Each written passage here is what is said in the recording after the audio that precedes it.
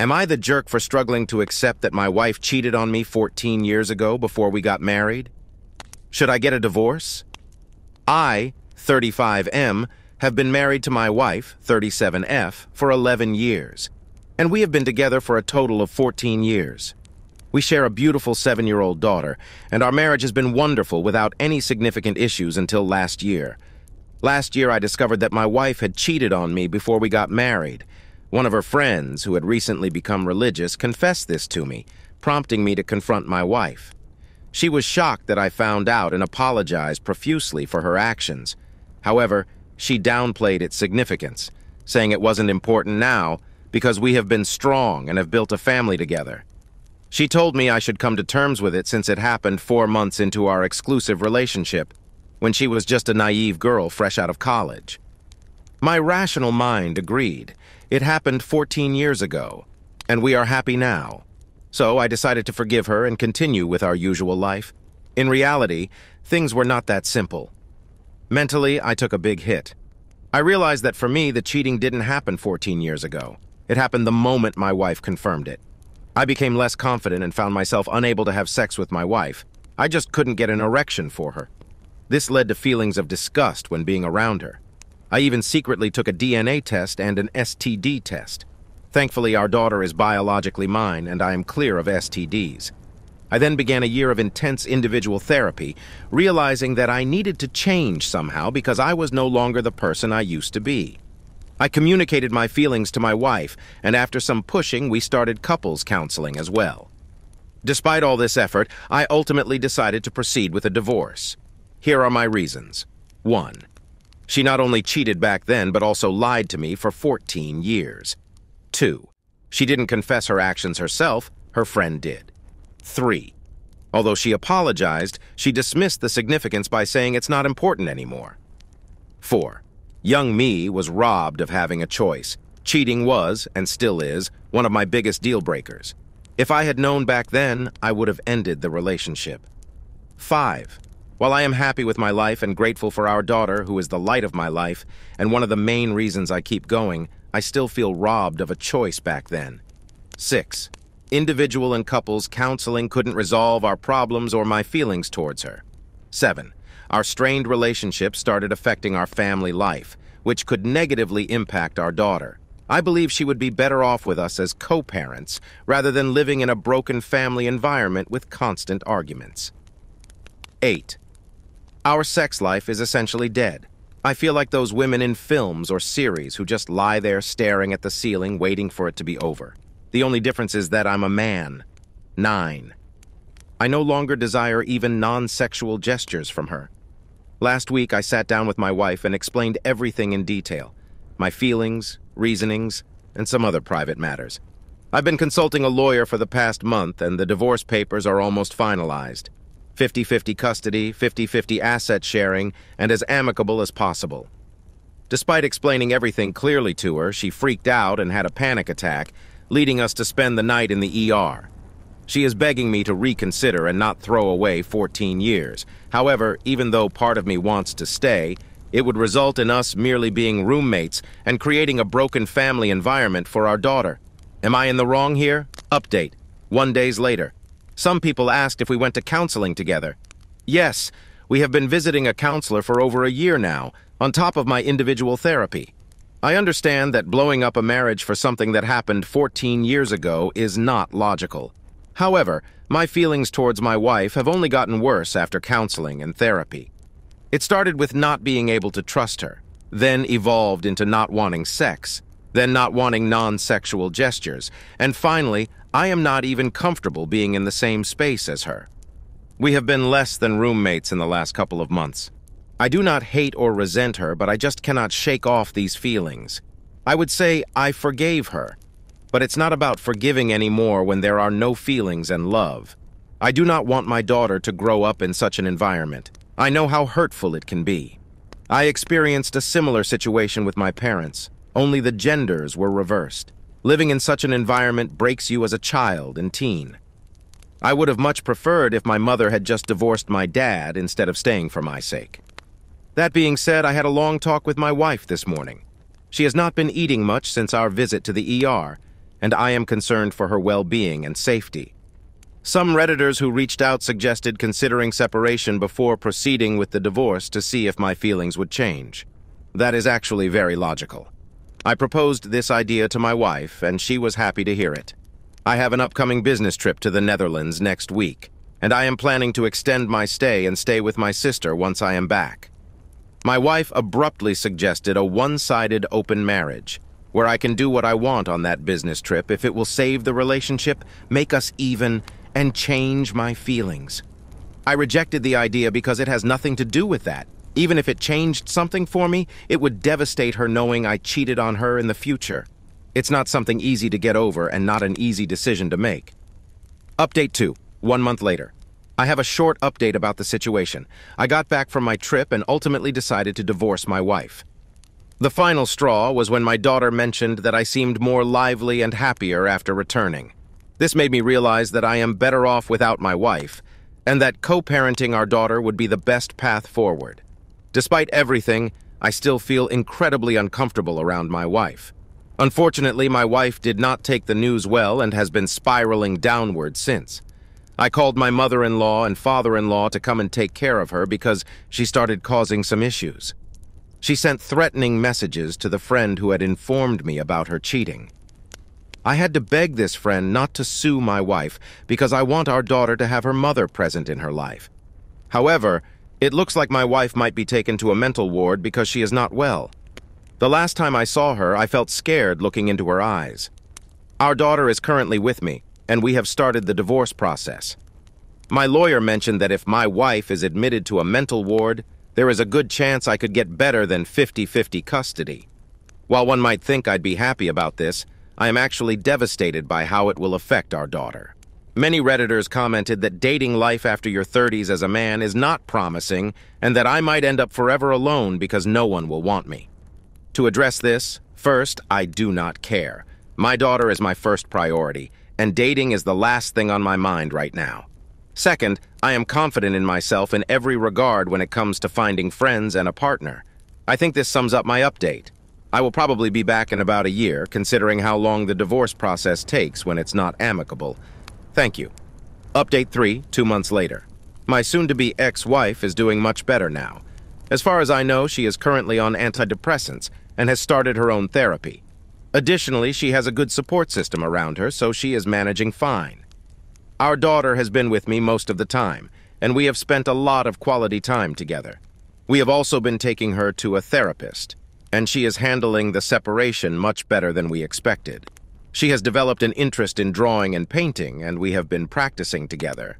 Recently, she won a first-place award in a local competition for her age group, which makes me super proud of her.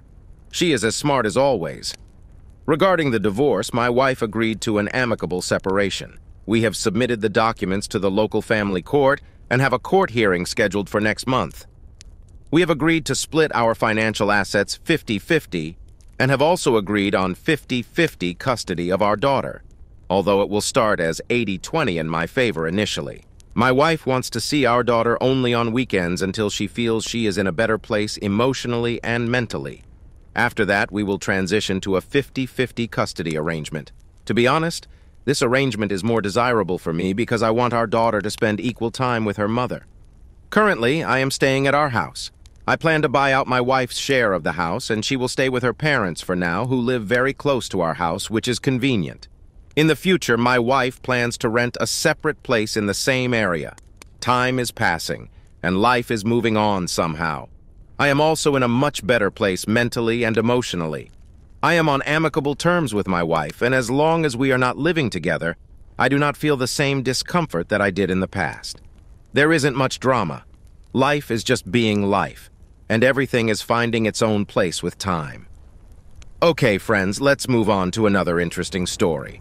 By the way, don't forget to subscribe to the channel. I really want 1,000 subscribers.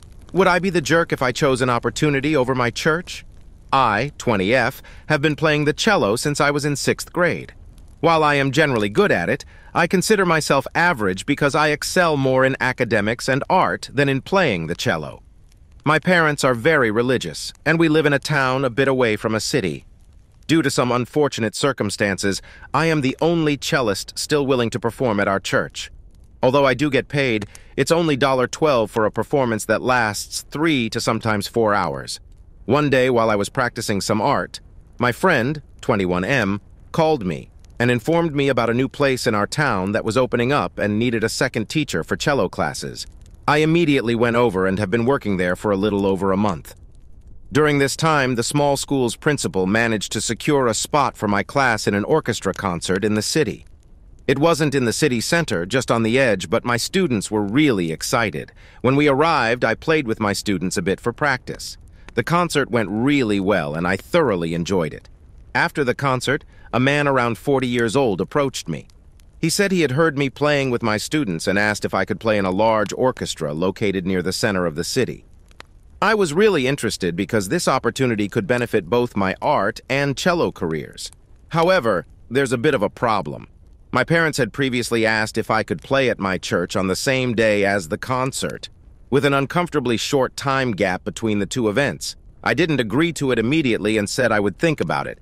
Now, I am genuinely concerned. I care about my parents and enjoy my church, but the big concert offers significant opportunities, and they are willing to pay me $20 an hour for playing and helping with the setup.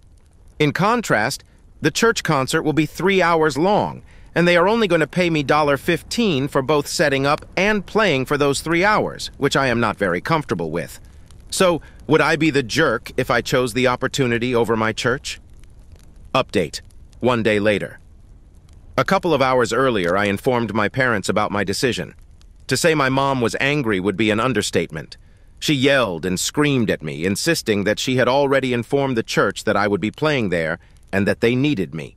I reminded her that I had not agreed to it when she initially asked. When my mom realized I wasn't going to change my mind, she threatened to take away my devices. Seriously? I paid for them myself. I reminded her of this, but she didn't care. She continued screaming as she stormed into my room and started grabbing my phone, art tablet, laptop, PS5, everything. While this was happening, my dad joined in on my mom's side, telling me that I was making them look bad to the church. Before she even walked out of the room with my things, I started calling my dad's parents to tell them what was going on. My mom continued screaming and yelling while taking my stuff into her room, insisting that I wouldn't get them back until our next church concert, which was literally a week away. My paternal grandfather entered our house with his spare key and started yelling at my mom to put my stuff back in my room or he would take her phone. My mother, always scared of my grandfather, complied. However, before she could return my belongings to my room, he instructed her to put everything in his truck instead, which she had to do all by herself. My dad was forced to apologize to me, followed by my mom.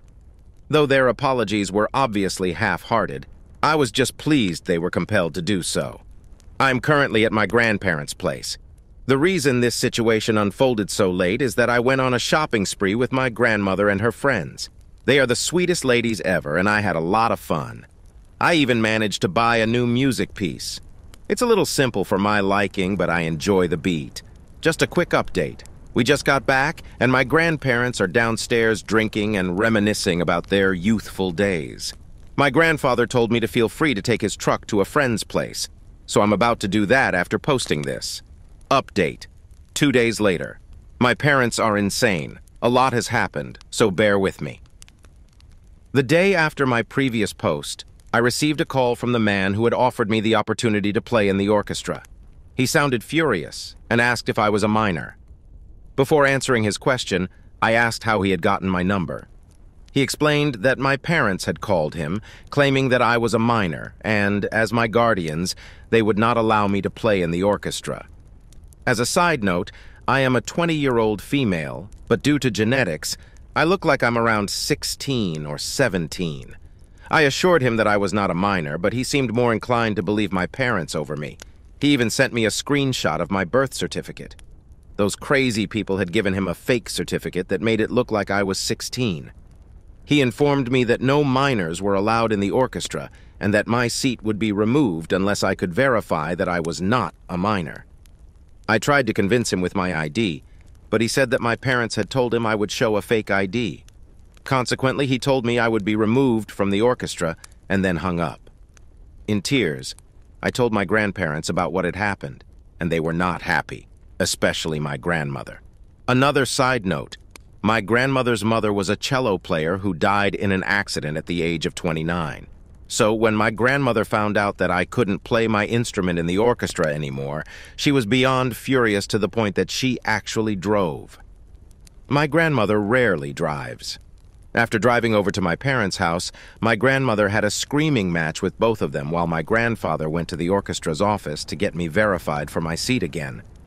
I was an emotional wreck the entire time.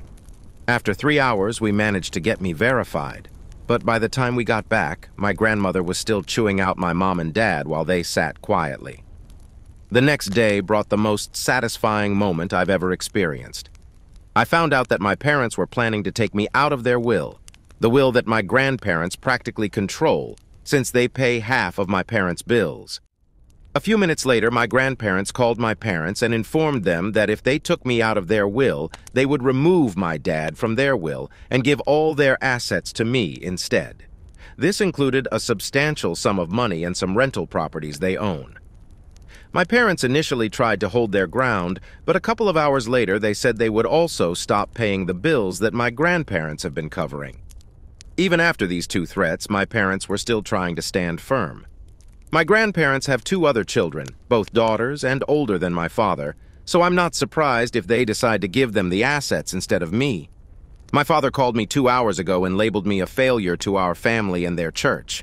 Surprisingly, his words didn't hurt as much as I thought they would. Instead, I felt relief, so much relief. I've never felt this way before, and I might actually ask them to disown me. I'm sick and tired of their nonsense and how much I've done for that church while still being underpaid. Hopefully, this will be my last update. Feel free to ask questions in the comments, and I may answer them. I just want to put all of this behind me. How do you like these stories? Write your opinion in the comments. Let's get 1,000 subscribers on this channel. Love you.